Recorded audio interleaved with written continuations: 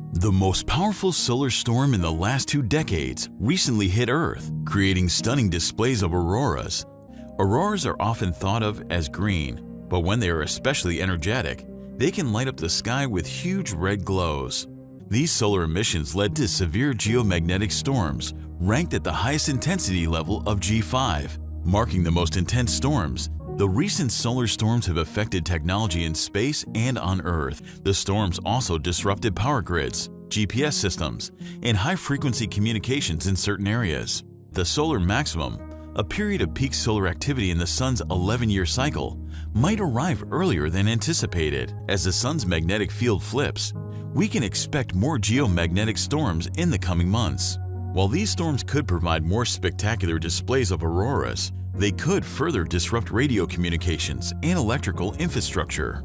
The solar storms we experienced in May 2024 suggest that the solar maximum, along with the flip of the Sun's magnetic field, may occur sooner than anticipated. We are lost, but we are not forgotten. The Most High God has made us a promise that He will gather us, His scattered people. Hear, Israel. Malachi 3:6.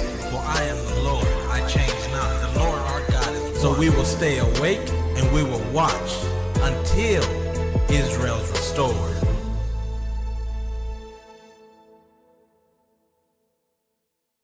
Shalom Israel. We just had a powerful geomagnetic storm that hit the earth. Geomagnetic storms, they can cause blackouts. Geomagnetic storms can have significant impacts on our electrical power grids and satellite infrastructure. During a geomagnetic storm, geomagnetically induced currents, or GICs, can flow through power transmission lines and transformers. This can cause transformers to become saturated and overheat, leading to various electrical issues. Specifically, transformers may fail, protective equipment can trip, transmission lines might overload, and generators could be damaged. In severe cases, these issues can result in large-scale blackouts. This storm that we just had is one of the highest rated on the scales, and it caused the red auroras because there's significant activity happening.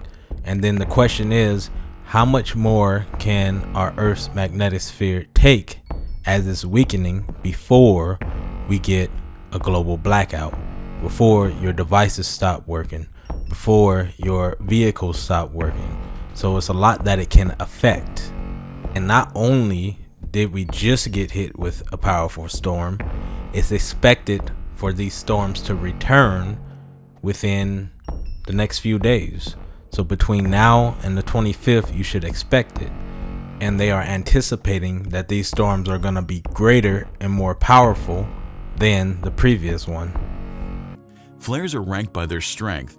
B class is the smallest, followed by C, M, and then X, the most significant. AR 3664 emitted a total of 75 M-class flares and 10 X-class flares within a week, accounting for 50% of the X-class flares this year. Just before it rotated out of view on May 11th, AR 3664 produced significant solar activity, including an X 1.8 and a much larger X 5.8 flare. This activity suggests that AR 3664 could still produce more solar flares in the future, and indicates that its cycle of activity isn't over yet. AR 3664 is expected to reappear and face Earth again in 2 weeks. This particular sunspot grew rapidly to the size of the Carrington sunspot, which caused the most intense geomagnetic storm that they have recorded. So the question is, if this spot grew rapidly to that size and they were not expecting it, then what happens when it becomes visible again? Is it going to be even bigger? But we do know that they're saying that it is going to be more stronger than the storms that it just caused. AR 3664 is no ordinary sunspot. It's so big that it can be seen from Earth without magnification. AR 3664 is comparable to the sunspot that caused the Carrington event in 1859, the most intense geomagnetic storm on record. The storm associated with the Carrington event caused sparking and fires in telegraph stations. In 1859, the most advanced electrical technology was the telegraph system. Today, however, our society heavily relies on satellites and various technologies that need stable magnetic environments to function correctly. This dependence makes us more vulnerable to the effects of significant solar activity. The increased reliance on electricity and emerging technology in today's society means that any disruption could lead to trillions of dollars in monetary losses and pose a risk to life dependent on these systems. And then on top of that, you have this star that's supposed to go supernova and explode by September. So then the question is, with these strong geomagnetic storms and this large star bigger than the sun going supernova, then will we be in darkness by September? It's a great possibility. At its peak, a supernova can be as bright as an entire galaxy, and it can even be so bright as to be visible during the day. It can take months for the brightness of a supernova to dim. Material several times the mass of the sun is expelled at speeds several percent of the speed of light in a supernova explosion.